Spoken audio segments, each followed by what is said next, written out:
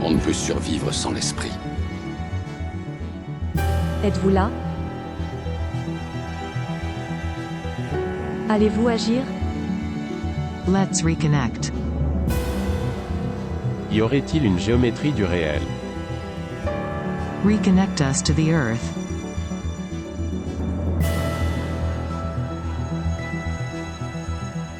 Bienvenue dans Géométrie du réel, le podcast produit par le studio des éditions L'Alchimiste. Voilà, bonjour à tous. Alors, je suis très heureux aujourd'hui de recevoir Julien Perron. Donc, alors Julien, je vais te laisser te présenter succinctement. Tu as beaucoup de cordes à ton arc, alors je vais te laisser développer un petit peu, Ok, Julien. bonjour Lionel. Bonjour à ceux qui nous écoutent. Alors, pour me présenter, moi, ce que j'aime bien dire ces dernières années, parce que c'est ce que je ressens profondément, c'est que je me considère comme un jardinier. Donc, c'est une métaphore, parce que j'ai vraiment le sentiment de semer des graines depuis plus de 20 ans maintenant. J'ai créé mon entreprise en 2003, et j'ai vraiment ce sentiment de semer des graines, donc essentiellement dans le monde de l'éducation et du monde de la connaissance de soi, ce qu'on appelle aussi le développement personnel, le savoir-être, etc. Et donc si je devais me définir, j'aime bien l'idée d'un jardinier, je trouve ça joli. Et puis après, effectivement, comme tu le disais, j'ai plein de casquettes en réalité, de manière très pragmatique. Je suis réalisateur et producteur de films. Maintenant, je suis devenu auteur de livres. Mon premier livre là, va sortir en juin 2023 avec la maison d'édition Erol qui s'appelle C'est quoi le bonheur pour vous en chemin vers soi. Ça m'a amené aussi depuis 20 ans à être créateur d'événements. On a créé 2 événements phares dans le monde de l'éducation. Il y a le Festival pour l'école de la vie. Il y a un peu plus de 15 000 personnes qui viennent tous les ans à Montpellier. Donc là, la 6e édition, c'est en septembre 2024. Et puis le Congrès Innovation en éducation, dont là, la 5e édition, c'est le 18 et le 19 février 2023 à Bordeaux. Ça m'a amené aussi à créer un jeu de cartes qui s'appelle C'est quoi le bonheur pour vous aussi, qui marche super bien. Je suis très content. En fait, ce jeu est sorti il y a 2 ans et il y a déjà un peu plus de 11 000 personnes là qui se sont appropriées le jeu. On a de très très bons retours. Alors, ce qui est chouette, c'est qu'on l'a créé pour qu'on puisse jouer partout, à l'école, dans le monde de l'entreprise, avec des amis, avec des inconnus. Et donc, on a des feedbacks d'un peu partout, donc c'est chouette. On organise des séjours aussi vélo, yoga et méditation, des randonnées aussi yoga et méditation. Je dois oublier plein de choses. On fait beaucoup de choses. Mais c'est vrai que tout ça, c'est assez rigolo parce que j'avais pas prévu tout ça. En fait, moi, tout ce que je fais, c'est de manière purement intuitive. Et donc, quand je sens que j'ai un appel vers quelque chose et que ça me met en joie, j'y vais. Alors après, je suis très pragmatique, je suis très cartésien, très ancré. J'ai une liste d'ailleurs sur mon bureau là de 16 projets que j'ai envie de mettre en place. Donc, ouais, mais en même temps, ça me fait sourire.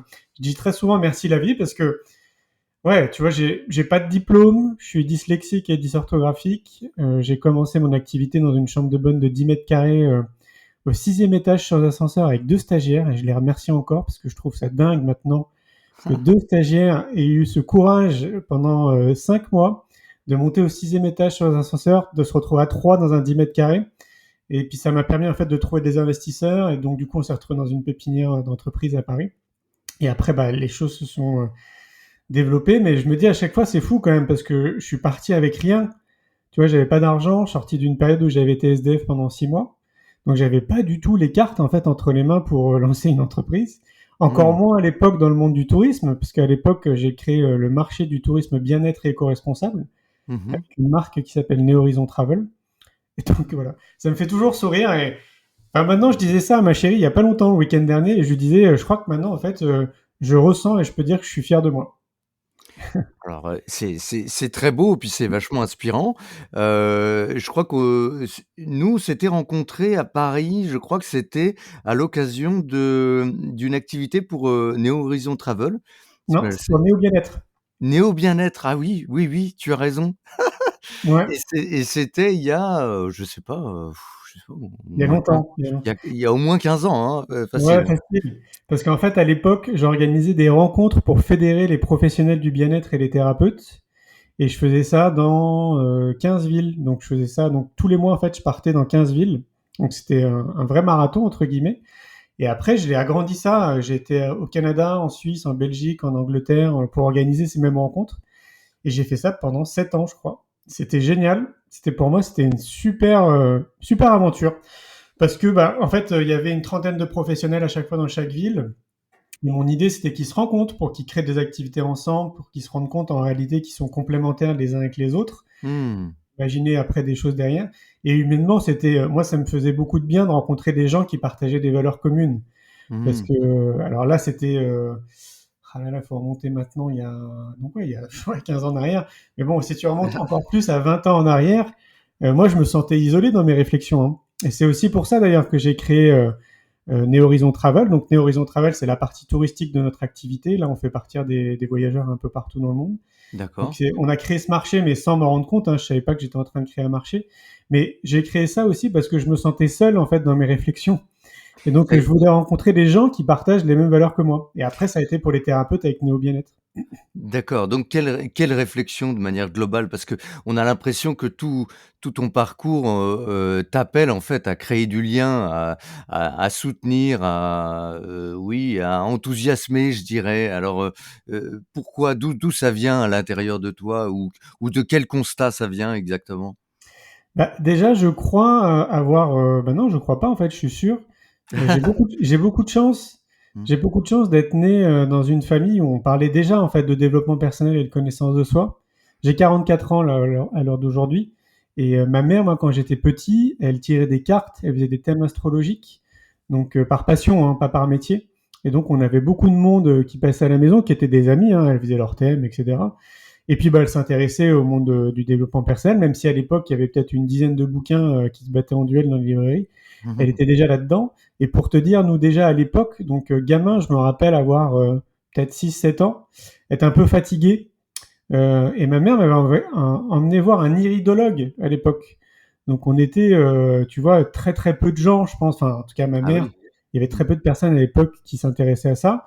Pour autant, mon frère, qui a 5 ans de plus que moi, lui, il est resté très cartésien pendant de nombreuses années par rapport à tout ça.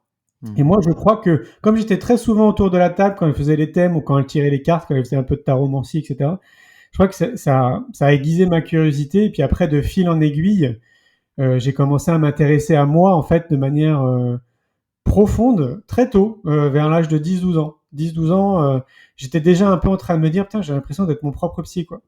Et donc, bah, je lisais des bouquins, je discutais beaucoup avec ma mère. Les personnes qui venaient à la maison étaient des gens aussi qui étaient très ouverts, donc ils avaient une culture bah, que moi j'avais pas en fait dans le domaine de la connaissance de soi, donc je les écoutais. Et puis après, ça a été les voyages très tôt, le kung-fu à l'âge de 12 ans aussi, j'en ai fait pendant 14 ans. Oui, Euh, tu as été champion d'ailleurs oui, ouais, j'étais champion de France en 99 et l'année d'après en Île-de-France. bravo. Merci. Bah, tu sais, en fait, les gens disent bravo, tu sais, quand tu as un champion du monde, un champion de France, ce genre de truc. Mais en réalité, ce qu'il faut voir, c'est que c'est énormément d'entraînement, énormément de répétitions, quand les autres arrêtent, en fait, et quand les autres abandonnent. Donc, en fait, ce qui fait la différence entre un gars qui, à un moment donné, va être champion du monde, champion olympique ou champion de France de quelque chose, c'est que c'est un mec qui est assidu, qui est constant et qui répète les choses, en fait, quasiment tous les jours. Mmh. Et c'est ça en fait qui manque un peu dans notre société, c'est ce goût de l'effort, encore moins je trouve avec cette nouvelle génération. Mais le goût de l'effort, le goût de la persistance, d'en créer des routines, de sortir de sa zone de confort en fait régulièrement, ça Mmh. c'est de moins en moins je trouve ancré dans notre société. Et moi j'ai développé ça assez tôt parce que mon père il est marathonien, il a fait 42 marathons et Ouh là! donc il nous a amené à courir très tôt. Et je pense que Mmh. l'association entre ma mère, mon père, le kung-fu, les découvertes sur moi-même, etc. très tôt, a fait que, bah ouais, en fait, si tu répètes les choses, tu peux l'appliquer dans tout, hein. Si tu Mmh. répètes les choses tous les jours, tu deviens passionné en réalité de quelque chose et que ça prend beaucoup d'espace en fait dans ta vie, bah, Mmh. au bout d'un moment donné, il y a de fortes chances quand même que tu deviennes bon dans ce que tu fais, quoi. Et là, quelque part, je rebondis un petit peu, on ouvre une parenthèse, mais c'est intéressant si on suit un peu le fil. Il y a un petit côté, guerrier spirituel, c'est-à-dire, une certaine forme de discipline appliquée dans un sens pour, creuser entre guillemets un sillon quoi. Autant, bah, je pense au qigong par exemple, on retrouve, enfin bon, ce que tu as dit, pour le kung-fu, je le retrouve un peu pour le qigong, mais c'est peut-être aussi valable, pour, l'écriture, la créativité, l'application d'une certaine forme de discipline. Est-ce que c'est ça que tu veux dire un Mais petit peu? complètement, complètement, ouais. Et cette discipline, rien que le mot discipline, ça fait pas rêver tout le monde, hein. Le fait d'avoir une discipline. Et donc moi, je m'exerce depuis une vingtaine d'années à essayer justement, comme je le disais, de semer des graines et d'inspirer les gens à travers plein de choses, à poser un regard différemment, mais notamment autour de ça. Mmh. Et le livre que j'ai écrit, C'est quoi le bonheur pour vous en chemin vers soi. Donc bon, petit scoop, il va y avoir un deuxième livre parce que je trouvais que c'était impossible de tout résumer sur 250 pages. Donc il y aura un deuxième livre qui sortira maintenant en 2024. Et en fait, dans ce premier livre, justement, j'évoque pour moi les fondamentaux. Et les fondamentaux, ils sont hyper basiques, quoi. C'est l'alimentation, le sommeil, le sport, la nature, des exercices de relaxation, etc. Et donc, notamment, en fait, dans tout ça, on voit bien que pour la plupart, en fait, des gens qui ont cette discipline, on peut appeler ça une routine de vie, on peut appeler ça un rituel, ce qu'on veut, mais qui est vraiment appliqué, en fait, dans sa vie. Ça change après énormément de choses dans notre vie personnelle, professionnelle, dans notre perception de la vie, en fait, dans nos échanges avec les gens. Parce que oui, après, on l'applique dans beaucoup de choses, quoi. C'est complètement intégré. Et finalement, alors, du coup, ça nous amène justement à ton livre. C'est quoi le bonheur pour toi? Ou c'est quoi le bonheur pour vous? C'est une, question énorme. C'est une Oui. question énorme. Alors, c'est une question philosophique, mais c'est aussi une question pratique, c'est une question, humaine, c'est une question de tous les jours et c'est aussi une question de perspective, de croyance. Enfin, je veux dire, là, rien que dans cette question, il y a tout un livre. Je pense d'ailleurs même que c'est pas le deuxième que tu écriras, tu en écriras plein d'autres parce que c'est énorme. Alors, Oui. pourquoi Oui, oui, la en vie? fait, ce qui m'a amené à alors d'ailleurs, j'ai créé une marque, hein, qui s'appelle «C'est quoi le bonheur pour vous?» et je t'explique D'accord. pourquoi. Parce que, tout est parti du film que j'ai réalisé qui s'appelle «C'est quoi le bonheur pour vous?» et qui est sorti en 2017. Et comme je le disais en amont, j'ai pas de diplôme, je suis dyslexique, dysorthographique, donc a priori, quand je me lance dans cette idée de réaliser un film, je sais pas ce que je fais, quoi. Donc c'est pour ça que je suis une pulsion, une intuition, quoi. Mmh. Et en fait, ce qui va se passer, c'est que pendant 4 ans, je vais partir, partout dans le monde, enfin partout, je vais aller dans 25 pays et je vais interviewer 1500 personnes en leur posant cette question. C'est quoi le bonheur pour vous? Mais à l'époque, quand je faisais ça, je ne savais pas que j'allais réaliser un film. J'étais juste porté, ouais, je pense par le bonheur, en fait, par le fait d'échanger avec les gens autour de cette question, parce que comme tu le dis, je trouve que cette question, elle est gigantesque en réalité quand on y réfléchit, et Mmh. elle englobe énormément de choses. C'est vraiment, c'est assez dingue. Et donc, ce que je trouvais rigolo, c'est que plus j'avançais et plus j'avais l'impression que chacun avait sa propre définition. Donc, Mmh. j'ai commencé à me dire, à l'époque, on était 7 milliards, maintenant on est 8 milliards. Et à l'époque, je me disais, bon, bah, si on est 7 milliards d'individus, bah, il y a peut-être 7 milliards de définitions. Et donc, j'ai commencé à interviewer des gens comme ça. Alors, c'était pas mon métier non plus, hein, mais j'ai senti que j'étais à l'aise, en fait, là-dedans. Et puis, alors, au départ, c'était avec mon téléphone, hein. Pendant 2 ans, j'arrêtais les gens avec mon téléphone portable, je leur posais la question et je les filmais. N'importe qui? N'importe qui, ouais, n'importe qui. Et comme je me déplace beaucoup, à titre personnel et professionnel, il y a à peu près 6 mois de l'année où je me déplace un peu partout dans le monde, je profitais, en fait, de ces déplacements pour discuter avec les gens et les arrêter comme ça avec mon téléphone, quoi. Et en fait, ce que je me suis aperçu, c'est qu'à un moment donné, j'ai eu l'idée de mettre ces vidéos qui duraient pas longtemps, hein, c'était 3-4 minutes, 5 minutes en fonction des gens. Je les Mmh. mettais sur une chaîne YouTube qui s'appelle Julien Perron. Mmh. Et en fait, j'ai vu au fur et à mesure qu'il y avait des gens qui me laissaient des commentaires et qui me disaient, mais merci d'avoir publié cette vidéo, ça a changé ma vie. Ah là, Et moi, je incroyable. trouvais ça dingue, quoi, que juste 5 minutes, quelque chose qui a été dit dans ces 5 minutes-là, que ça Mmh. génère un déclic, je me suis dit, bah voilà encore un super outil pour semer des graines. Et donc, du coup, j'ai continué à interviewer les gens. Au bout d'un moment donné, j'avais l'impression d'avoir fait le tour de la population parce que j'invite les gens d'ailleurs, hein, si tu arrêtes quelqu'un dans la rue et que tu lui dis c'est quoi le bonheur pour vous, tu lui proposes de le filmer avec ton téléphone, tu vas voir en fait que la définition est très courte. Mmh. Et en parallèle de ça, je regardais Terre vue du ciel de Yann Arthus Bertrand, Mmh. que je trouvais génial en fait dans les prises de vue aériennes qu'il faisait. même s'il le faisait avec un hélicoptère, mais les prises de vue étaient magnifiques. Et les gens qu'il rencontrait, c'était des experts dans leur domaine, dans le monde de l'environnement. Et à l'époque, le drone venait d'arriver. Ah Et oui? donc, du coup, je me suis acheté un drone et Mmh. j'ai continué du coup à voyager. Et je me suis initié au drone et j'ai commencé à faire des prises de vue aériennes inspirées de Terre vue du ciel. Ces prises de vue aériennes, j'ai commencé à les publier aussi sur les réseaux sociaux, sur notre chaîne YouTube. Et j'avais plein de jolis commentaires en fait qui disaient que c'était très beau, des gens qui se sont proposés de mettre une musique derrière, etc. Et puis là, je me suis dit, bon, maintenant il est temps que j'aille à la rencontre de gens dont c'est des experts en fait dans leur domaine, des gens qui ont passé toute leur vie à, je sais pas, à analyser une chose, à être très très bon dans ce qu'il faut, toujours inspiré de Terre vue du ciel. Et donc là, du coup, je suis parti après pendant 2 ans à la rencontre de ces gens qui sont des experts dans leur domaine, et peu importe ce que ce soit des maîtres spirituels, des écrivains, des philosophes, des scientifiques, peu importe, je voulais rencontrer ces gens parce que je me disais, eux, ils vont être passionnants, et avec eux, on va pouvoir discuter peut-être pendant 1 heure et demie autour de cette notion du bonheur. Et donc, Mmh. je continuais à les mettre en ligne sur notre chaîne YouTube. Et là, en fait, ça prenait des proportions. En fait, plus je publiais des interviews qui étaient longues, plus on avait des commentaires, et plus les gens, en fait, nous disaient que ça avait changé leur vie, ça avait généré des déclics, etc. Et donc, je me Incroyable. suis retrouvé au bout de 4 ans avec 300 heures de rush, qu'on appelle des rushs, donc 300 heures, en fait, de films, quoi, de petites vidéos que j'avais réalisées. Mmh. Et c'est là où, intuitivement, je me suis dit, tiens, je vais en faire un film. Mmh. Là, moi, en fait, j'avais jamais réalisé de film, donc j'ai essayé de faire la bande-annonce et j'ai vu en fait que j'avais pas le temps, que j'avais pas les compétences. Mmh. Et puis je vais la faire courte, mais la vie a fait que j'ai rencontré un jeune homme qui s'appelle Laurent Quérin, qui est lui-même était passionné de cinéma à l'époque, qui avait déjà 15 ans d'expérience et qui cherchait à faire un stage. Il m'a appelé en fait en disant, moi je cherche à faire un stage dans une boîte, j'aime bien vos valeurs, est-ce que vous avez besoin de moi, quoi. Incroyable. Ouais, c'est assez fou. Et donc, en fait, il a fait son stage, mais on s'est aperçu que c'était impossible en 3 mois de faire un film. Et donc, du coup, je l'ai embauché, il est devenu salarié dans l'entreprise.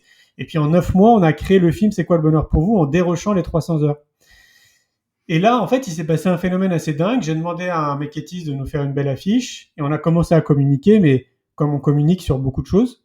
Et là, en fait, les gens se sont emparés du film pour raccourcir. Pendant un an, il y a plus d'1 million de spectateurs qui ont vu le film. Et moi, j'ai Waouh! été dans plus de 300 salles de cinéma. J'ai fait des tournées au Canada, au Maroc, en Tunisie, en Suisse, en Belgique, à l'île Maurice, à l'île de la Réunion. Ça a été un truc de dingue, vraiment, hein. Et à chaque fois, les salles étaient bondées, complètes. Et donc moi, je venais pour discuter, tu sais, après le film, quoi, pour débattre avec les gens. Donc j'ai été vraiment porté par un truc de fou. Je suis tellement heureux d'avoir vécu cette expérience. C'était vraiment magique. Et donc voilà, les années ont passé. Donc il est sorti en 2017. Maintenant, il y a déjà plus de 2 millions de personnes qui ont vu le film. En mois de mars 2020, je l'ai mis en accès gratuit sur YouTube pour ceux qui veulent le voir. Donc vous tapez C'est quoi le bonheur pour vous? Il est en accès gratuit sur YouTube. Sur D'accord, YouTube, il y a 1 million de personnes qui ont vu le film aussi. Et d'accord. puis, du coup, ça m'a amené à créer le jeu de cartes C'est quoi le bonheur pour vous? Parce que je me disais qu'il manquait quelque chose pour que les gens puissent ancrer davantage tout ce qu'on entend et tout ce qu'on voit dans le film. Parce que, en fait, le film, c'est un générateur de déclics, mais fois 1000, quoi. Et je Mmh. me disais, bah tiens, le jeu, il va permettre d'ancrer davantage, en fait, tout ce qu'on entend et tous les déclics. Et après, voilà, ça m'a amené à créer, il va y avoir un congrès qui s'appelle C'est quoi le bonheur pour vous, qui va sortir en septembre 2023. On a créé un podcast qui s'appelle C'est quoi le bonheur pour vous. Et puis cette Ah. collection de livres que je suis en train d'écrire, C'est quoi le bonheur pour vous. Donc voilà. D'accord et donc en fait, tu as pas fini d'exploiter la question tellement elle est vaste. Mais ouais, c'est ça, en fait, c'est sans fin. C'est vraiment sans fin et c'est ce que je trouve magique. En plus, tous les 20 mars de chaque année, c'est la journée mondiale du bonheur. Donc, Ah. pour nous, en fait, à chaque fois, c'est l'occasion justement de parler du film, du podcast, bientôt des livres, bientôt du congrès, etc. Parce que pour moi, c'est une question qui est fondamentale. En fait, ce dont je me suis aperçu dans toutes les interviews, parmi plein de choses, c'est qu'il y avait quand même, et je trouve que c'est énorme, hein, donc il y a deux façons de voir ce que je vais dire. Mmh Il y mh. avait une personne sur 4 qui me regardait dans les yeux et parfois complètement déboussolé, hein. J'ai vu des gens pleurer spontanément parce qu'ils étaient Mmh. incapables de donner une définition du bonheur. C'était ce que je n'ai c'était ma question suivante. Est-ce qu'il y a pas des gens qui bloquent, en fait, devant l'immensité parce que peut-être ils se sont pas tournés vers leur intérieur et ou alors ils se sont dit: «Beh, tiens, j'ai que des idées toutes faites» et ouais, ouais, ça doit créer peut-être des miroirs angoissants, quoi, enfin Ah ouais, des plongées en carrément. soi, ouais, ouais, ouais, ah Ah ouais, d'accord, OK. carrément. C'était impressionnant. Je m'attendais vraiment pas à ça. Les gens, parfois, étaient vraiment totalement déstabilisés et je te dis, assez spontanément, à l'espace de ouais, quelques secondes, quelques minutes, commençaient à pleurer parce qu'en fait, ça vient pas, quoi. Ils sont incapables, en fait, de savoir ce qui les rend heureux. Et c'est notamment ça aussi qui m'a poussé à continuer à interviewer les gens, parce que je me disais, mince, c'est quand même pas normal qu'il y ait une personne sur quatre. Et Mmh. l'autre façon de voir les choses, c'est de se dire, bon, bah, il y a quand même 3 personnes sur 4 qui Mmh. sont capables de donner une définition, leur propre définition. Donc c'est plutôt aussi positif. Mais je trouvais Mmh. qu'une personne sur 4, c'était trop, en fait, pour moi. Et donc, du coup, voilà, je me suis rendu compte à travers ma vie, mon histoire, que bah, voilà, on est conditionné dans notre société, tout va très très vite. Mmh. Plus ça avance et plus ça va vite, moins les gens ont l'impression de pouvoir prendre du temps pour eux, de pouvoir se poser, de prendre du recul.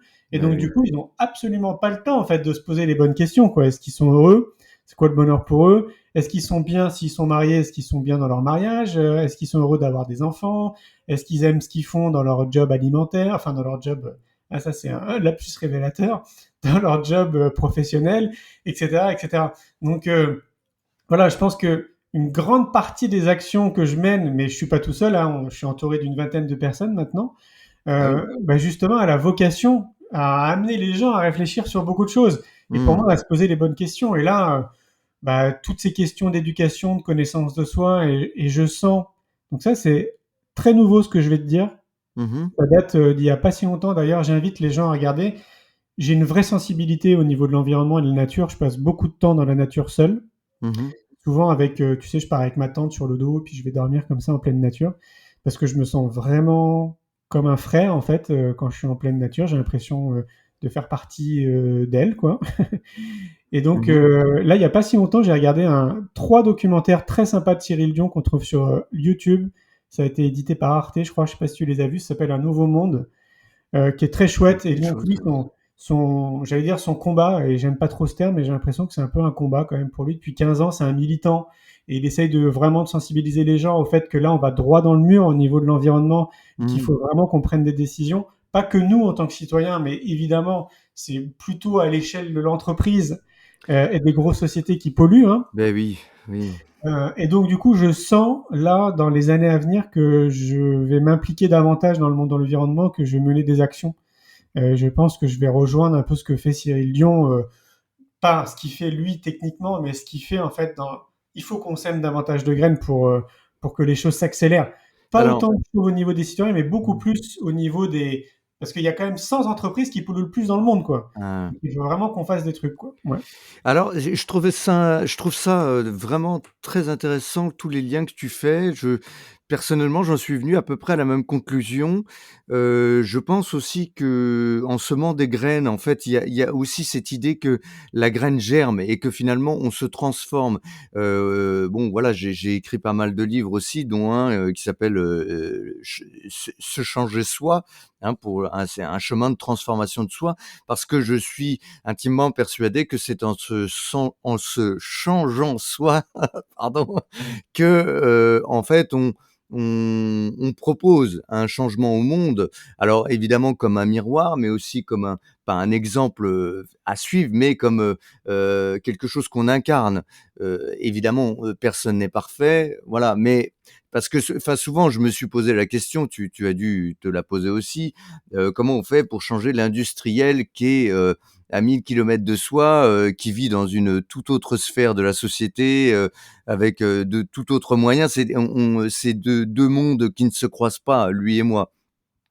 Mais est-ce que tu connais la théorie des poignées de main, hein, entre moi et Obama, il y a, 15 poignées de main, enfin je sais plus, enfin, tu sais cette idée de quelqu'un qui connaît quelqu'un qui connaît quelqu'un, puis finalement très vite, finalement beaucoup plus vite qu'on ne pense, il y a voilà. Et donc peut-être par ce biais-là et en changeant toi, en changeant moi, chacun en se changeant, en sortant de notre zone de confort et en faisant bouger les lignes à l'intérieur de nous, dans notre sphère, intime, puis familiale, puis sociale, et il y a des choses qui bougent. Alors est-ce que c'est, une théorie qui se vérifie ou pas? Moi je pense que oui, parce que finalement entre l'époque où toi et moi, parce que tu en as 44, j'en ai 46, donc voilà, on a le même âge, mais donc je me souviens dans les années 90, il y a eu du chemin quand même de fait.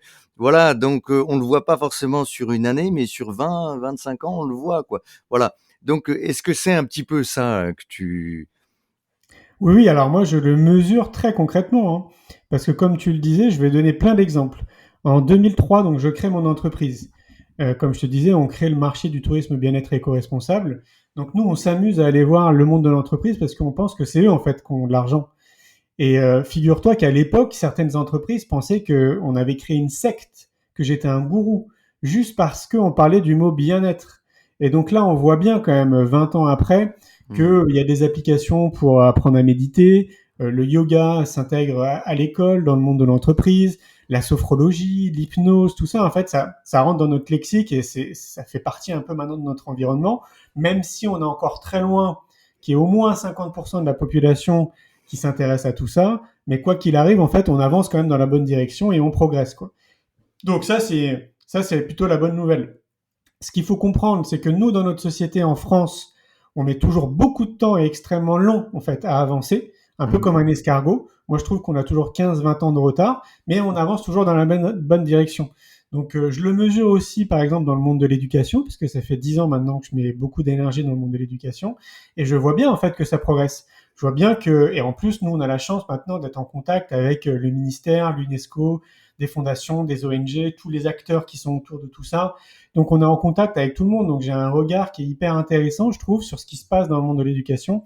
Et Mmh. je vois bien que tout converge pour intégrer davantage ce qu'on appelle la connaissance de soi et le savoir-être, que ça Mmh. vienne en fait s'équilibrer avec les connaissances et le savoir-faire, quoi. Et donc ça, c'est immesurable si t'es pas dedans, quoi. Même les enseignants qui sont dedans, 50% ne sont même pas au courant en fait de tout ce qui se passe, ou que leurs confrères, hein, rien que leurs confrères, c'est-à-dire leurs potes, parfois même leurs collègues, testent des choses dans leur classe, ils sont même pas au courant, quoi. Donc Mmh. ça, c'est déjà deux exemples. Et un autre troisième qui va peut-être parler à tout le monde, c'est que il y a allé peut-être 10 ans en arrière, on n'avait pas autant de boutiques bio qu'on a dans nos villes. Oui. Et donc, en fait, ça montre quelque chose. Ça montre que si maintenant on a autant de boutiques bio, ça veut dire que nous, en tant que consommateurs, en fait, on est de plus en plus nombreux en fait à le demander. Mmh. Donc, ça montre que si moi je change, si je suis acteur en fait du changement, la société en fait elle s'adapte. Et donc, c'est Oui. valable dans tout. C'est valable dans l'éducation, dans l'environnement, dans la santé, etc., etc., quoi. Donc, c'est là où on revient à un truc pour moi qui est fondamental, et j'en parle du coup dans le livre C'est quoi le bonheur pour vous, c'est qu'on oublie totalement notre responsabilité citoyenne. En Mmh. fait, notre responsabilité citoyenne, elle est simple, et tu l'as dit en filigrane, c'est que il faut d'abord commencer par prendre soin de soi. C'est vraiment la clé, quoi. C'est la Évidemment. clé de tout, quoi. C'est-à-dire que si chacun conscientise ça, déjà dans un premier temps, c'est-à-dire au moins déjà de le comprendre intellectuellement, quoi, et d'être d'accord avec le fait que c'est pas égoïste de se faire passer en premier avant de s'occuper des autres, Et c'est même l'opposé, ouais. Mmh. vous allez bien me poser. Si déjà rien que ça, si une majorité de la population le comprend intellectuellement, c'est déjà un premier pas, quoi. Mmh. Après, le deuxième pas, bah, c'est de passer à l'action. Et là, c'est à chaque individu de trouver vraiment les bons leviers, les bons outils, les bonnes actions pour se nourrir, en fait, pour se nourrir intérieurement et puis aussi intellectuellement et même spirituellement, quoi. Et Mmh. donc là, on a, à l'heure d'aujourd'hui, une espèce de... En fait, c'est comme si tu trouvais un livre et puis tu pouvais choisir, quoi. On a tout ce qu'il faut, en fait. Pour une personne qui a envie de prendre soin d'elle, il y a tout ce qu'il faut. Il y a je ne Ah. sais pas combien de livres, Mmh. je ne sais pas combien de conférenciers, de formations, de guides, de tout ce que tu veux, quoi, en gros, Ouais. quoi. Donc, si chacun, déjà, commence à faire ce premier pas pour prendre soin de soi tous les jours, comme je le disais tout à l'heure, en fait, hein, comme une forme de routine, de rituel, tu vois, de rigueur, mais notre société, elle serait déjà mais complètement différente, quoi. Et c'est super intéressant. Tu sais, c'est quand tu parlais, ça m'a fait penser à la chanson de Trio, d'il y a, 20 ans, le premier album où il disait que pour, réfléchir, il faut avoir du temps. Pour prendre soin de soi, en fait, il faut avoir du temps. Et tout à l'heure, tu as parlé de cette équation, de enfin, alors, on parle souvent du stress et cetera, mais il y a aussi, tu sais, cette course en avant, dont on se rend plus compte, en fait, qui fait qu'on n'a plus le temps de se poser et que quand on se pose, on récupère à peine l'énergie qu'on a perdue et donc ça n'est pas encore le moment où vraiment, où tu as du temps pour toi, pour te poser les bonnes questions comme tu disais, mais même ça, «les bonnes questions» entre guillemets, ça veut dire quoi? Parce que quelqu'un qui est, au seuil de l'épuisement en permanence, il a pas le temps de faire autre chose, que d'essayer de «survivre» entre guillemets. D'ailleurs, c'est une autre question que je te poserai aussi, mais quel est le lien que tu fais avec, la passion et l'argent, parce que ce que je vois aussi en toi et moi je trouve ça inspirant parce que je suis comme toi, je baigne dans le développement personnel depuis, bon voilà, 20 ans quoi. Mmh. Et en même temps, je suis patron d'une société, les éditions de l'Alchimiste, pour ne pas la citer, voilà, puisque le podcast est là, grâce à ça, voilà.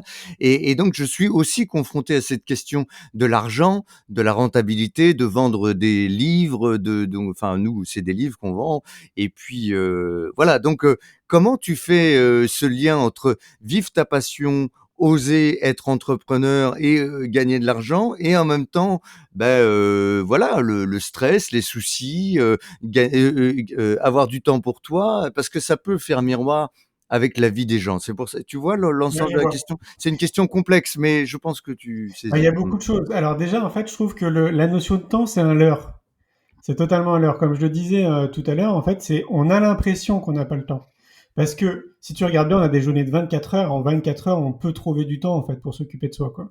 Donc, je vais te donner un très bon exemple parce que moi, j'ai fait partie des gens à un moment donné justement qui se disaient mais comment je vais faire? Et en fait, une des clés, et d'ailleurs, j'ai rien inventé, hein, des années après, il y a un livre qui est arrivé en France, qui vient des États-Unis, qui s'appelle le Miracle Morning. Bon bah voilà, moi, je suis réveillé à 5h30 en fait tous les matins. Et donc, bah ouais.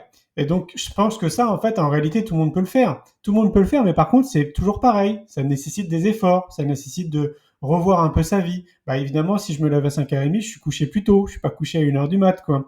Mmh. Donc, c'est plein de petites choses en réalité. C'est multifactoriel, mais globalement, tout le monde, en fait, peut faire ce choix de s'occuper de soi et de trouver sur une journée de 24 heures quel temps il va allouer, en fait, pour lui, quoi. Donc ça, pour moi, que tu sois célibataire, marié, avec des enfants ou pas, tout ça, tout le monde peut le faire. La difficulté, c'est déjà en fait de se rendre compte que bah oui, en fait, en réalité, je peux le faire, le conscientiser, et après de se dire bah ouais, il y a peut-être de fortes chances que le seul moyen où je vais avoir le bon moment, et en plus, magie de la vie, notre corps est complètement prédisposé justement tôt le matin, bah, qu'il y a de fortes chances que ce soit tôt le matin, avant que tout le monde se réveille, quoi. Et donc, voilà, déjà ça, c'est un exemple qui est applicable pour tout le monde, mais je vais me répéter, évidemment, ça fait pas rêver de se réveiller à 5h30 parce que ça implique plein de choses en fait derrière, quoi. Donc ça, c'est la première des choses, c'est un leurre le temps. Tout le monde en fait peut se débrouiller pour prendre du temps pour soi, quoi. Mmh. La deuxième chose que tu dis, donc c'est par rapport à la création d'entreprise, le développement et tout ce qui est lié à l'argent. Bah, en fait, si tu veux, tout ce que je fais, comme je le disais en amont, pour moi, est connecté à la notion de joie et de bonheur. Et donc tout ce que j'ai fait jusqu'à présent, c'est de manière purement intuitive. Et donc si je me lançais là-dedans, c'est que je le sentais. Et si je me lance là-dedans, c'est parce que je sais en fait que ça va me mettre en joie. Pour plein de raisons, hein. Mais parfois c'est difficile de l'expliquer en fait, de même de le nommer ou de. C'est purement intuitif, c'est quelque chose que tu ressens, quoi.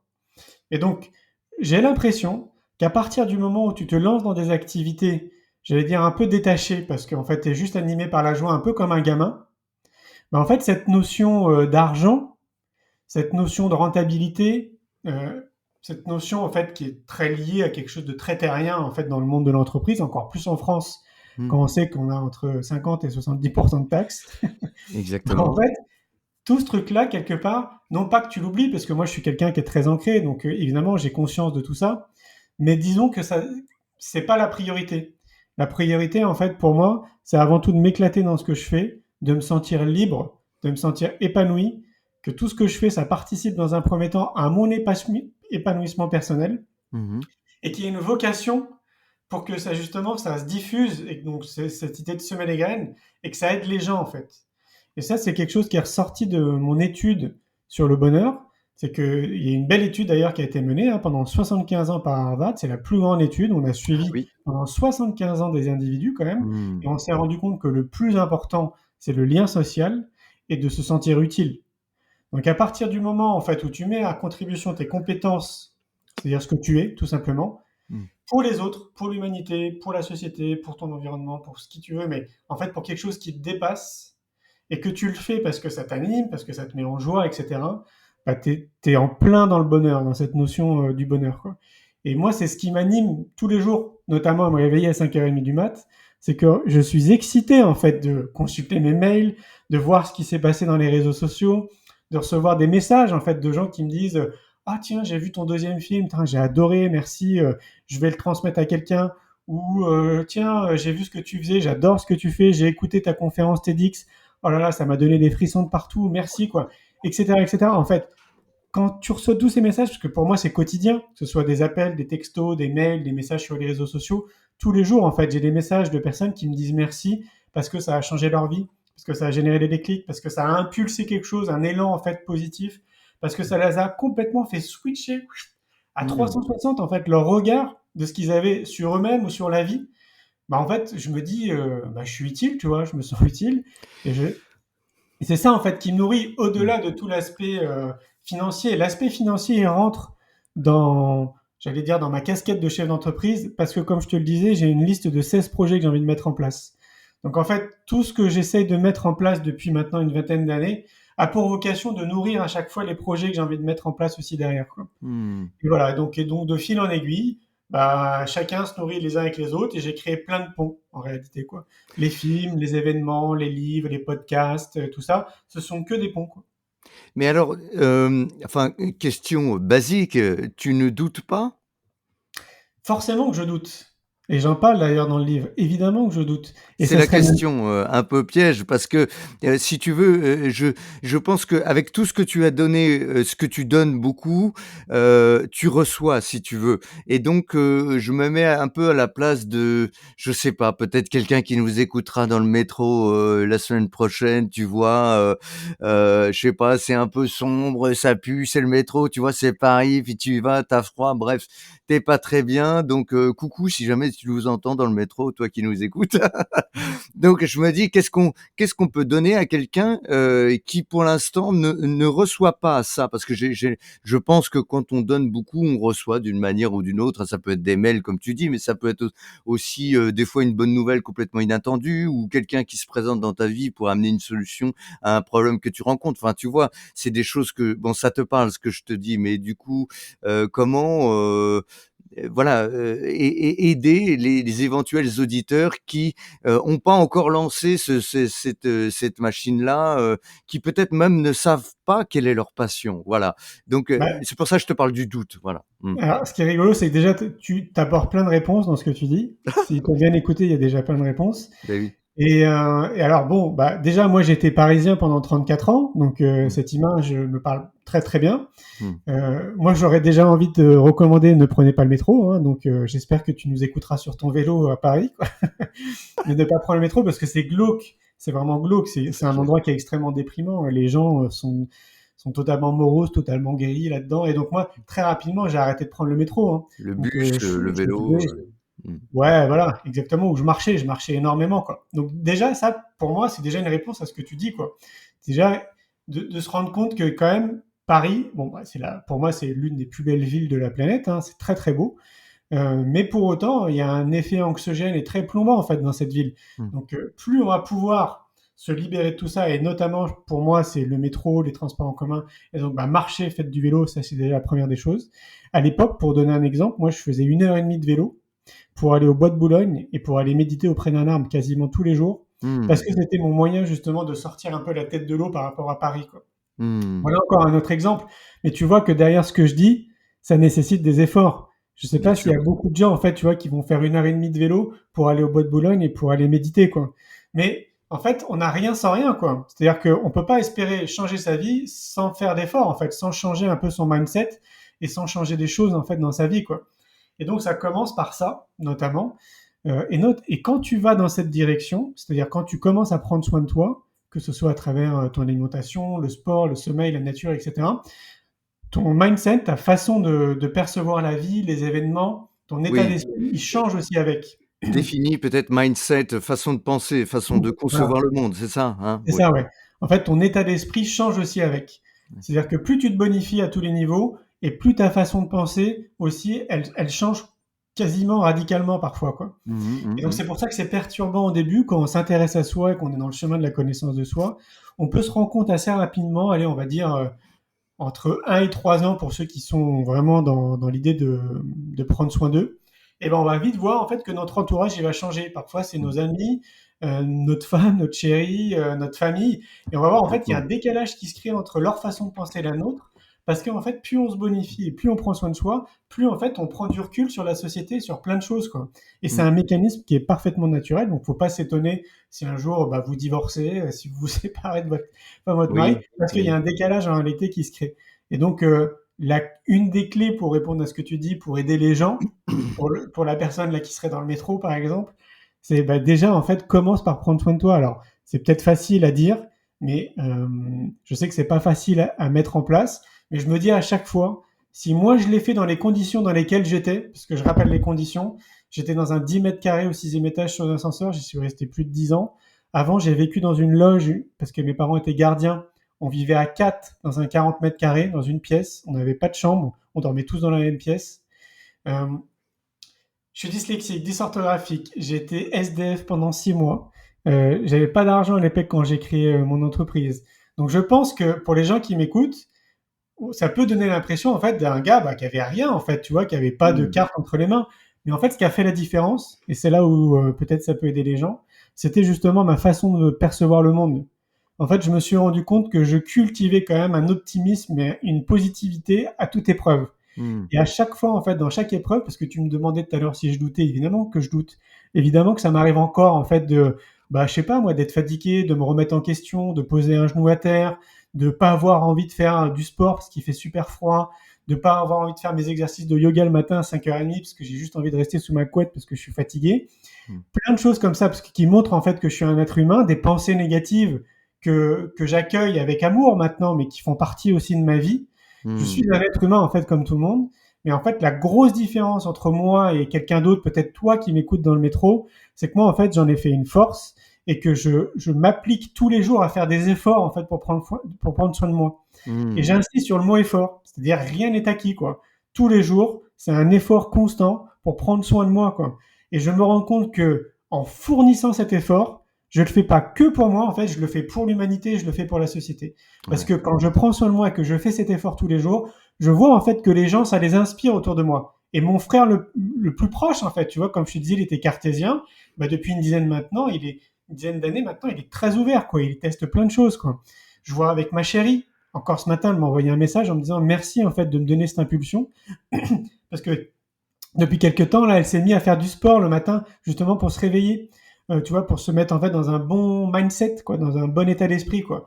Bon, il n'y a pas que ça, il y a plein de choses, mais on pourrait le transposer dans une famille. Il suffit qu'il y ait une personne dans une famille qui commence à faire ça et ça va inspirer toute la famille, quoi. Mmh Donc, mh, quand on mmh. fait ça, en réalité, c'est pas un truc comme nous le dit que la société est purement égoïste. En réalité, c'est carrément philanthrope, quoi. C'est carrément, t'es en train d'inspirer en fait les gens autour de toi en fait à faire ça, quoi.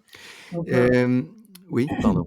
Oui. ouais, non, Non, le j'ai juste, rebondir sur le fait que quand je recevais, des gens, pour, enfin dans les groupes de méditation que je faisais, voilà pendant, 4-5 ans, oui au moins, je recevais 2-3 groupes de méditation par semaine et souvent c'était quelque chose de d'assez confrontant. C'est une question qui revenait souvent, c'est: «Bon, c'est bien, moi quand je viens dans le groupe, c'est facile, on est là, c'est porteur et cetera. Alors que quand je suis chez moi, je peux pas et cetera» et c'était la même question qui revenait, comment je peux me dégager du temps? Et en fait, je trouvais ça intéressant. Alors maintenant, c'est beaucoup plus démocratisé. Il y a beaucoup, comme tu dis, de d'applications ou de petits livres qui vont aider, qui vont expliquer qu'effectivement, bah, si tu te lèves, 20 minutes plus tôt ou un quart d'heure plus tôt, eh bien, tu peux faire ta méditation du matin ou faire tes petits étirements, tes petits, voilà et donc c'est quelque chose que tu peux mettre en place. Mais il y a même plein de manières de prendre soin de soi. Déjà, ne serait-ce que commencer à faire une liste en se disant ce qu'on aurait envie de faire dans la vie, ce qu'on aura envie de faire, dans les 2 années qui viennent, et cetera. Ou se dire: «Bon, mais est-ce que j'aime vraiment ce métier-là? Est-ce que, si, voilà, à la retraite, à 65 ans ou 60 ans, je me dis: "Bon, bah, tiens, j'ai fait quelque chose qui me plaisait dans la vie"». Voilà, est-ce que oui ou non, tu répondras oui ou non ou tu sais pas ce que tu répondras peut-être aussi d'ailleurs.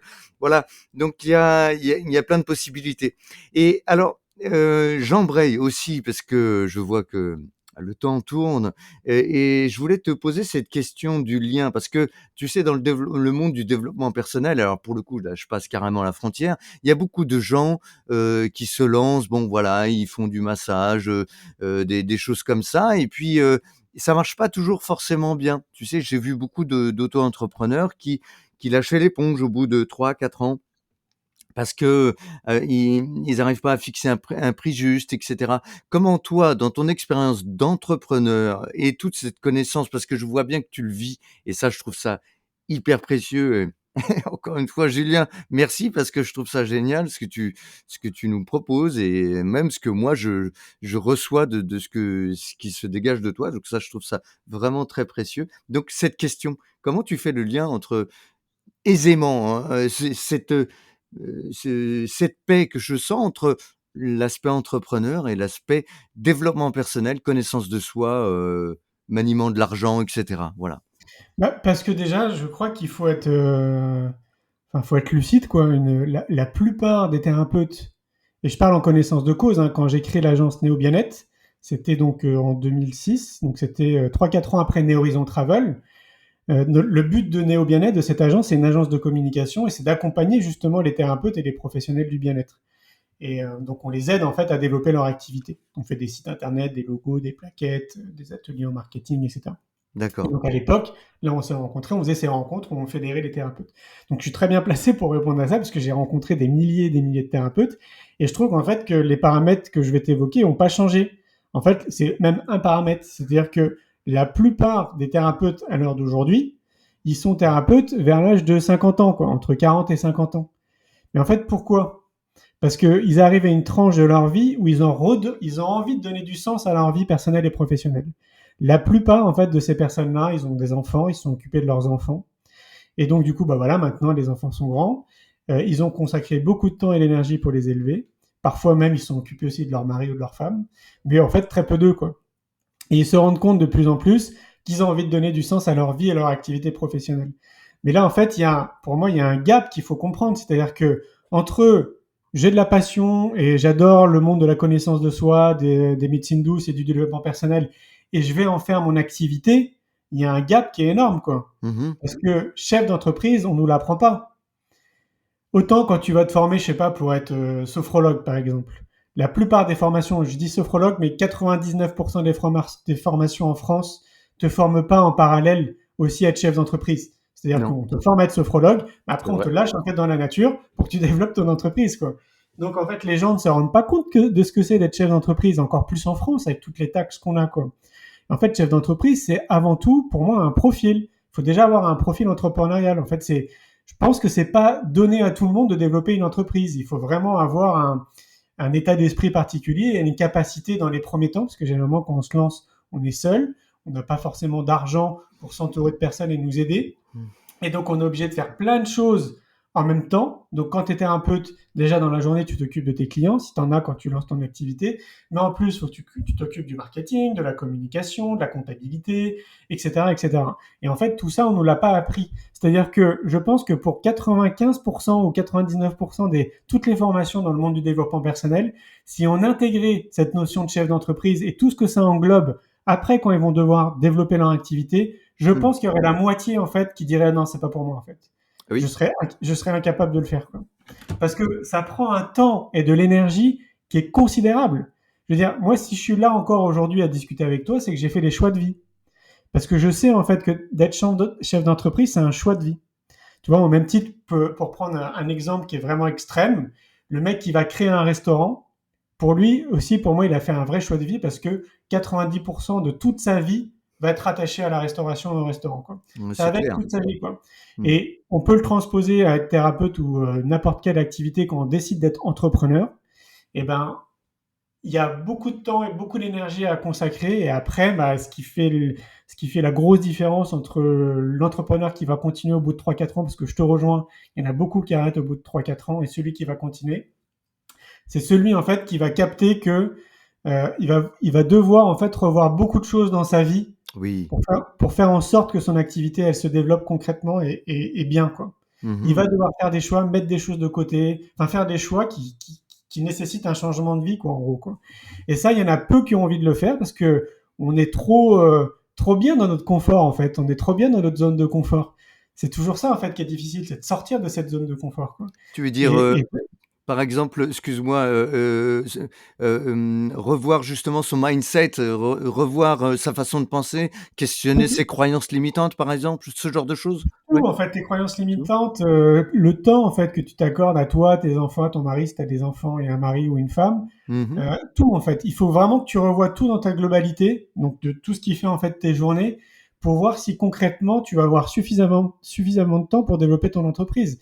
Et si on nous le disait ça en amont, si on nous disait ce que je vais te dire là dans 30 secondes, c'est qu'un Français moyen, il met entre 6 mois et 1 an avant de prendre une décision. Alors qu'aux États-Unis, au Canada, en Angleterre, c'est à peu près 48 heures quoi, pour qu'un mec il prenne une décision. Quoi. Ah oui, alors C'est-à-dire ça, que oui, oui. nous, Mmh, ouais, mmh, c'est-à-dire mmh, que nous en France, on est dans ce que j'appelle la culture du non. On est extrêmement méfiant et mmh. donc on prend pas une décision tout de suite. Quelqu'un qui va te rencontrer, je sais pas, dans la vie de tous les jours, sur un salon, qui va venir écouter ta conférence, si tu donnes une conférence. Bon bah, imaginons, allez, on prend l'exemple de conférence parce que c'est ce qu'il y a de mieux pour les thérapeutes. S'il y a des thérapeutes qui nous écoutent, si vous voulez que ça marche, faites des conférences. Mmh. Eh ben, s'il y a 100 personnes qui sont là, pour être sympa, on peut dire, allez, il y a 10 personnes qui vont venir te voir après ta conférence. Mmh mh mh. Parce qu'ils ont adoré ton énergie, ce que tu as dit, voilà, ce que tu es, quoi, globalement, quoi. Mmh Sur mh. ces 10 personnes, il y en a peut-être 5 qui vont t'appeler après derrière et qui vont devenir des clients, quoi. Mmh. Parce que c'est l'un des trucs qui marche mieux, les conférences. Tout le reste, c'est ce qu'on appelle de la communication. Donc, c'est des graines, en fait, que tu sèmes, que ce soit sur les réseaux sociaux, je sais pas, moi, des plaquettes, des salons, tout ce que tu veux, tout ce que tu fais en termes de communication, c'est des graines que tu sèmes. Et comme je viens de le dire il y a 2 minutes, ben, un Français moyen, il met 6 mois à 1 an avant de prendre une décision. Mmh. Et ben, il te rend compte, il voit un prospectus, il est tombé sur ton site internet, sur Internet, il va pas se décider tout de suite. Donc, forcément, en fait, la plupart des gens, ils abandonnent au bout d'un certain temps parce que ils n'ont pas, en fait, l'usufruit de ce qu'ils espèrent. C'est-à-dire qu'ils ont l'impression, parce que je dis bien l'impression, entre guillemets, d'avoir mis beaucoup de temps et d'énergie, et en fait, il n'y a pas de retour derrière, quoi. Mais parce qu'on est en France, on n'est pas dans l'intuitif personnel. Je vois bien, moi, quand je vais aux États-Unis, quand je rencontre quelqu'un, Ah oui. je sais pas, un mec avec qui je pourrais créer quelque chose, bon, Mmh. en fait, si le courant passe bien entre nous, c'est parti, quoi. Oui, ça Par va contre, très vite, ouais. c'est ouais, par contre, c'est valable aussi dans le sens inverse. C'est-à-dire que si tu te plantes, bon, bah, il y a plus personne, quoi. Ça, Mmh. voilà. Donc ça marche dans les 2 sens, quoi. Mais voilà, en France, on met beaucoup de temps à prendre une décision, donc du coup, bah, c'est plus long pour développer une entreprise. Donc moi, j'ai vu à l'époque quand j'ai créé mon entreprise, pour aller dans le sens de ce que tu dis, et ben, en fait, j'ai galéré les 3 premières années. J'ai Mmh mh. vraiment galéré. Et ce qui est compliqué, c'est pas que de galérer, parce que déjà, toi, tu te remets en question. Tu te dis: «Putain, mais merde, j'arrive pas à trouver un modèle Ah, économique». les gens, non? Mmh. Voilà ce que j'allais dire. Après, il y a les gens, en fait. C'est ta famille, tes amis, ta femme, ton chéri. Tu peux peut-être même aussi accorder du crédit au regard des autres. Donc, des gens, en fait, qui te connaissent pas, quoi. Hein. Ok, le Mmh. regard de l'autre. Et donc, tout ça fait qu'à un moment donné, bah, ça met une grosse pression sur tes épaules. Et Mmh en mh. fait, la solution de facilité derrière tout ça, c'est de dire, ok, c'est bon, j'arrête tout. Je retrouve un boulot de salarié et c'est bon, quoi. Et Mmh. c'est ça, en fait, qui fait la différence avec ceux qui continuent. C'est les gars qui disent, non, je lâche rien, je continue, je vais me relever, je vais réessayer, je vais faire différemment, je vais ouvrir d'autres portes. Mais tant que j'aurai pas trouvé ce modèle économique qui marche, je continuerai, quoi. Coûte que coûte, quoi. Et c'est ça, en fait, qui fait la différence. Et c'est pour ça, moi, que je pense que les arts martiaux m'ont aidé, que Ah le oui. fait que mon père soit marathonien m'a aidé, de cultiver, en fait, ce goût de l'effort, de l'endurance, de la persévérance, de rien lâcher, tu vois, très tôt dans sa vie. C'est pour ça que je mets beaucoup d'énergie dans l'éducation, parce que ça, on peut l'intégrer le plus tôt possible auprès des enfants. Mais ça, c'est ce qui fait toute la différence, en fait, entre un mec qui lâche et un mec qui continue, quoi. Alors c'est une, bénédiction ce que tu dis parce que je enfin c'est vraiment tellement important. C'est dans tous les domaines de la vie en fait. Je pense même pour, la guérison intérieure. Je vois pour la méditation, donc moi je le dis peut-être trop souvent, enfin j'ai été élève d'Arnaud Desjardins, donc je pratique la méditation depuis, 2004 ou 2003, je sais plus. On va dire 2004 en gros. Et je vois en fait à quel point c'est une pratique qui s'ancre et qui nourrit l'intérieur, comme tu disais. Bah, d'ailleurs, c'est une pratique de qigong, hein, nourrir l'intérieur. Je vais épargner, le mot chinois, mais c'est cette idée qu'effectivement, prendre une décision et surtout, en fait, s'y tenir sur la longueur et la cultiver, la faire croître, la faire se mouvoir à l'intérieur, changer d'aspect, la voir sous un angle différent. Oser aussi effectivement, revoir, certaines choses qui ont trait à cette idée, parce qu'elle est peut-être pas forcément parfaite. Peut-être qu'il y a un aspect qu'il faut modifier pour que ça marche encore mieux. J'ai l'impression de tu vois, là, je suis en train de traduire le texte de Tesla, Ma recherche et ma vie et ma recherche, et je trouve ça intéressant aussi la façon dont il pensait, où il remettait en question ses propres inventions et tout. Je trouve ça passionnant et j'y vois des similitudes avec ce que tu dis en tout cas, ouais. Mais oui, oui, oui. Mais par contre, je reviens à ce que je disais tout à l'heure. S'il y a vraiment une clé à retenir dans tout ce que je dis, en réalité, c'est prendre soin de soi. Tesla, il prend soin de lui, hein. Oui. Einstein, c'était pareil. Léonard de Vinci, c'était pareil. Le gars qui a créé Disney aussi, c'est pareil. Apple, c'est pareil. Mmh. Le mec qui a créé la marque Peugeot, c'est exactement pareil aussi. J'invite les gens à lire un livre qui s'appelle Réfléchissez et devenez riche de Napoléon Hill. Ah, Euh, je l'ai lu il y a quelques semaines, ah, j'ai une révélation, bah, ouais, tu vois? Ouais. oui, Et en fait, on se rend compte, merci à ce qu'il a fait à l'époque. D'ailleurs, j'adore ce bouquin parce qu'il n'y a pas vraiment les réponses, c'est en filigrane, quoi, comme ça, en fait. C'est dans la lecture oui. que tu as tes réponses, en fait, qui viennent, quoi. Mais ce qu'il faut retenir notamment, c'est que toutes ces personnes prenaient ou prennent soin d'elles. Et c'est ça, en fait, je reviens à ce que je te disais, c'est que pour en arriver aussi à un fait de ne pas lâcher, de continuer, de persévérer, de faire différemment, de tester d'autres choses, de se relever, tu vois, de se dire, ah non, ok, bon, allez, je réessaye, etc. C'est parce que je prends soin de moi tout le temps, en permanence. Et donc, si je ne faisais pas ça, je serais incapable de mener de front, en fait, tout ce que je fais à l'heure d'aujourd'hui. Je serais incapable. Je sais qu'en fait, j'aurais pas suffisamment l'énergie et, j'allais dire, le chi et en même temps spirituel pour Mmh. continuer, en fait, à faire ce que je fais, quoi. C'est-à-dire aussi que tu es vraiment à l'écoute de toi. C'est-à-dire dans l'aspect de prendre soin de soi, c'est pas uniquement tu te rases bien ou tu vas chez le coiffeur ou tu fais ton yoga le matin. C'est qu'en fait, tu es tourné vers toi-même, vers l'écoute de ce qui se passe à l'intérieur de toi. Tes émotions, tes inspirations, c'est ça que tu veux dire aussi? Exactement. Je vais te donner un exemple qui date d'il y a 2 semaines. Donc moi, j'habite Montpellier et donc je pars pour faire des courses. Et donc en revenant en fait de ces courses, on est en plein après-midi, je crois qu'il doit être 4 heures, un truc comme ça. Et là, je ressens quelque chose, mais vraiment très profond. En fait, je ressens le besoin de partir en fait de Montpellier. Je sens qu'il y a trop de bruit, il y a trop de lumière. Je sais pas, j'ai besoin de me barrer, de prendre de la hauteur. J'ai une sensation et un besoin d'horizon, de beauté, de prendre de la distance, quoi. Et comme j'ai pris l'habitude depuis que je suis gamin d'écouter en fait mon intuition, et ça pour moi c'est l'intuition en fait qui te parle. Et ben, je suis rentré chez moi, je me suis préparé une salade de riz, j'ai préparé mon sac, j'ai mis ma tente et je me suis barré, quoi. Et j'ai été au lac du Salagou qui est pas très loin en fait de Montpellier, c'est à 1 heure. J'ai fait 1 heure et demie de rando pour monter tout en haut et avoir une belle vue en fait sur le lac du Salagou. Et en arrivant là-haut, j'ai senti en fait mon corps qui disait merci, quoi. Tu vois? Et après, j'ai eu le plus beau des cadeaux pour moi. Le lendemain matin, un magnifique lever de soleil sur le lac avec des nuages et tout, c'était splendide. Donc j'adore la photo à titre amateur et je fais plein de photos. Mmh. Et donc bon, à chaque fois quand je vis des trucs comme ça, je fais des photos et je les partage. Et c'est vrai que les gens ont dit ça. Et même une dame qui m'a envoyé une peinture, en fait, tellement cette photo était magnifique de ce que Mmh. j'ai publié à cette époque. Et pour moi, tu vois, ça a montré encore plus que j'ai vraiment eu raison, en fait, d'écouter mon intuition, quoi. Et ça m'a fait tellement du bien. Du coup, après, je suis resté tout le week-end en pleine nature. J'ai dormi une deuxième nuit avec donc ma tante, pas ma tante de famille, hein, ma tante où je dors sous ma tante. Et donc, euh, et donc voilà, c'est ça aussi, tu vois, c'est que euh, déjà, dans la vie de tous les jours, j'ai une routine où je prends soin de moi. Par exemple, à 4h30 de l'après-midi, j'arrête de travailler. Peu importe en fait ce qui se passe. Bon, après, je commence très tôt, comme tu l'as compris, à 5h30, je suis réveillé, donc forcément, je commence aussi mes activités très tôt. Mmh. Mais à 4h30, j'ai décidé en fait d'arrêter de travailler pour continuer à prendre soin de moi. Donc Mmh. déjà le matin, j'ai 1 heure pour moi, d'exercice de yoga, de relaxation, voilà, je mange aussi santé, etc. Et après le soir, bah, je pars là, notamment, moi j'aime bien faire du vélo, donc je pars faire 1 heure de vélo, je vais au bord de la mer, et après je rentre chez moi, quoi. Mmh.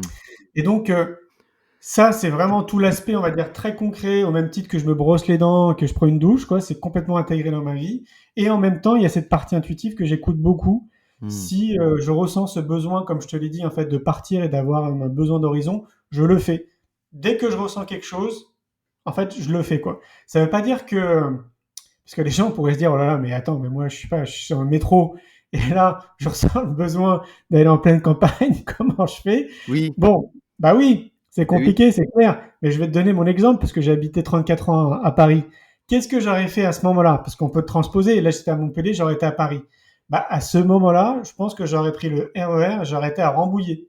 Je ouais, serais parti aussi avec une tente, hein, avec mon sac à dos, et j'aurais été à Rambouillet, j'aurais été dormir en pleine forêt, quoi. Voilà. eh Donc, oui, mais par contre, tu vois, ça nécessite des efforts. Il faut, voilà, faut faire sa tente, faut se préparer à manger, faut prendre un sac ouais. à dos, après, faut prendre le RER, il faut aller jusqu'à Rambouillet, tout, etc. Et en fait, il y a un truc, et là, je peux parler parce que j'étais parisien quand même, c'est qu'il y a quelque chose à Paris qui est compliqué avec ça, hein. C'est-à-dire que, ne serait-ce que d'aller voir tes potes qui sont en banlieue, alors Mmh. qu'ils sont à une demi-heure en fait en RER, t'as pas du tout envie d'y aller, quoi. Tu vois. Bah Donc il y a oui, vraiment un truc avec Paris par rapport à ça. Donc je sais que ça nécessite encore plus d'efforts que quand tu habites ici à Montpellier. Mais pour autant, moi je le faisais à l'époque quand j'habitais Paris. Donc je me dis que si moi je le fais, tout le monde peut le faire. bien La sûr. grosse différence, c'est que bah j'ai appris en fait à sortir à chaque fois en permanence de ma zone de confort. Encore là hier soir, ici il fait 4 degrés en ce moment. Bah, hier soir à 4h30, quand j'ai pris mon vélo pour aller faire du vélo, moi j'ai 3 étages à porter mon vélo. J'avais pas forcément envie de mettre mes gants, mon bonnet, mes grosses chaussettes et d'aller biker comme ça pendant 1 heure dans le froid, hein. Mmh. Par contre, ce que je sais maintenant, donc avec les années, c'est que oui, je me bouscule pour le faire, alors que d'autres seraient restés chez eux en train de se faire un bon chocolat chaud et de la chantilly, que j'adore aussi. Mais je sais que quand je reviens de cette heure de vélo, je suis dans une énergie, mais qui n'a rien à voir avec celle dans laquelle je suis parti pour faire du vélo, quoi. Mmh. Là, je me sens mieux, j'ai une vitalité qui est beaucoup plus élevée, en fait. Tu vois, je sens que j'ai beaucoup plus d'énergie. Ouais, ça Et donc, bah, circule. Mmh, mmh. mais ouais, et je prends plus de plaisir à me cuisiner un bon repas santé après pour bien dîner le soir, etc., quoi. Donc à chaque fois, quasiment, j'ai l'impression tout le temps en fait que je fais des efforts et que je sors de ma zone de confort parce que je sais qu'après ça va me faire du bien. Et Mmh. c'est ça qui fait la différence avec beaucoup de gens. Et aussi, il y a à force de pratiquer ça, à force de sortir de cette zone de confort et de se dire: «Bah, non, en fait, ce que je ressens, est tellement important que finalement je vais le mettre en application», que ce soit, je sais pas, dessiner, faire une peinture ou comme tu dis, ou aller bricoler parce que tu sens que c'est important pour toi, ou aller faire une rando comme tu le dis. Bon, toi, c'est beaucoup la nature, mais moi qui suis musicien, par exemple, ça pourrait être la guitare ou Mais oui, travailler le bois parce que j'adore ça, voilà. Bref, c'est ça. donc voilà, ça implique aussi que la personne, comprenne et écoute ce dont elle a besoin. C'est-à-dire que tous les exemples qu'on prend, je pense aux auditeurs, évidemment, c'est à décliner, selon vos possibilités. Alors si vous avez votre enfant en bas âge à aller chercher et que vous pouvez pas le faire là, dans l'immédiat, peut-être vous pouvez le faire 2 heures plus tard et que si à ce moment-là vous le faites, eh bien effectivement, il y a toujours ce yin-yang, c'est-à-dire il y aura, bon, bah, faut sortir, faut faire un petit effort, mais après coup, qu'est-ce que c'est bien, quoi, c'est ça que tu nous renvoies, j'imagine, hein? Mais oui, complètement, à chacun de l'adapter, parce que comme je le disais tout à l'heure, on est 8 milliards de personnes, donc on est 8 Ah oui. milliards de personnes différentes, forcément. Mmh. Par contre, je trouve qu'on a des troncs communs. C'est-à-dire que l'alimentation santé, ça, pour moi, c'est valable pour tout le monde. C'est-à-dire reprendre, en fait, l'alimentation, reprendre la cuisine, cuisiner, en fait, dans vos cuisines, Bah de oui. bons aliments qui sont bons pour votre santé, ça, c'est valable pour tout le monde. Par contre, là encore, on est 8 milliards de personnes et on est 8 milliards de personnes différentes en termes d'assimilation des aliments, de transformation des aliments, parce que notre corps est aussi un peu différent. Donc si les carottes vont être bonnes pour moi, elles ne seront pas forcément bonnes pour toi. Et Mmh. c'est à chacun de se positionner un peu comme un chercheur par rapport à ça et de trouver qu'est-ce qui est bon pour lui en termes de santé, en fait, qui lui Mmh. apporte de l'énergie, rien que par rapport à l'alimentation. Et ensuite, c'est pareil pour le sport. Il y a suffisamment d'études maintenant scientifiques quand même qui montrent tous les bienfaits du sport. Et on est tous des humains, donc on a tous besoin en fait de se dépenser. À chacun de trouver le sport qui lui convient. C'est pas parce Mmh. que moi je fais du vélo ou que je fais de la rando que toi tu dois faire du vélo et de la rando. Ça peut être de la marche à pied, de la natation, tout ce qu'on veut quoi. En fait, c'est à chacun de trouver un sport qui lui convient et de le pratiquer le plus souvent possible. Le sommeil, c'est pareil, on est tous logés à la même enseigne, donc c'est à chacun en fait de savoir et d'être un chercheur pour lui-même et de voir le nombre d'heures dont il a besoin pour être bien, pour être rayonnant tous les jours, parce que tout le monde l'a vécu, hein. Quand tu dors pas bien et quand tu dors pas assez, t'es pas du tout dans la même énergie en fait dans la journée que quand si t'as bien dormi, tu vois. C'est clair. C'est pareil pour la nature. Maintenant, il y a des flopées d'analyses de chercheurs, de scientifiques qui montrent tous les bienfaits de la nature.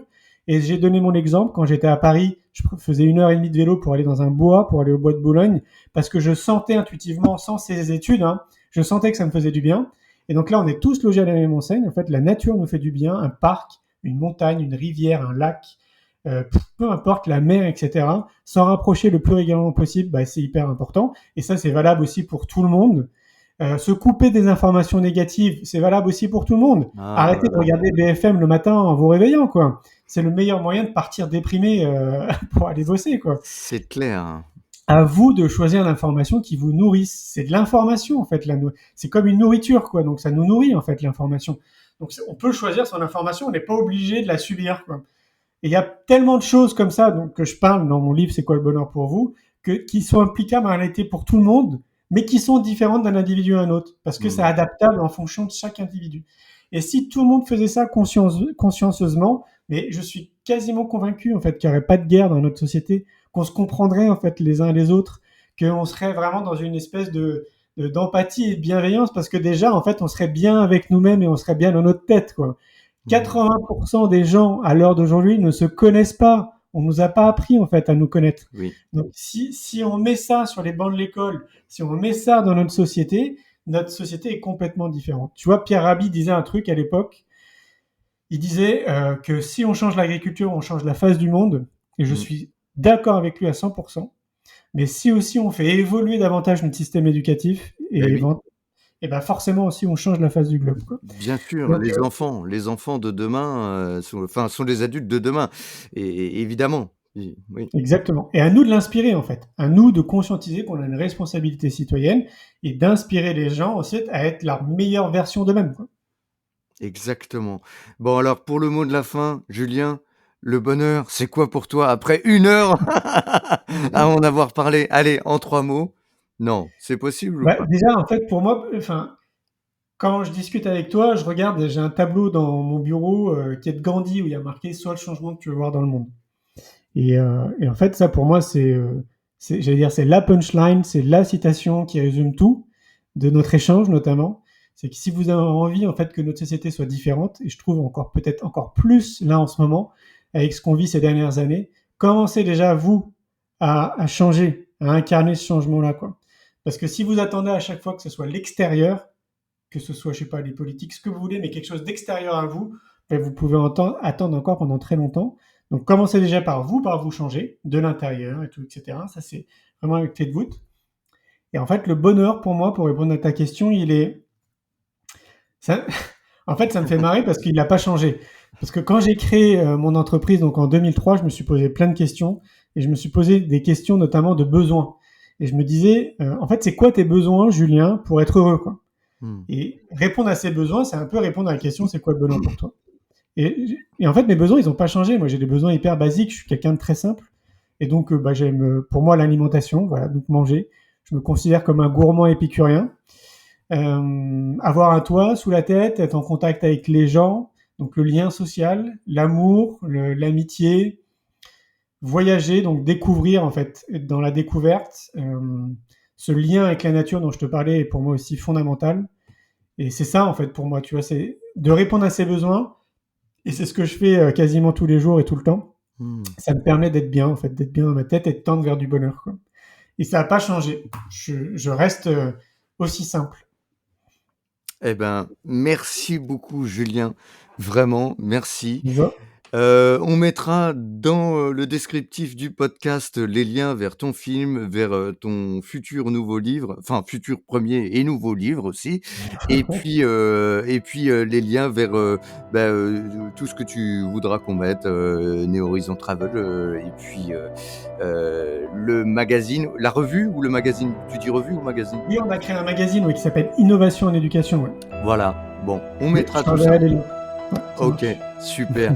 Merci beaucoup, Julien. Eh bien, vous savez ce qu'il vous reste à faire. Et je te dis à bientôt. À bientôt. Ciao, ciao. Ciao, ciao.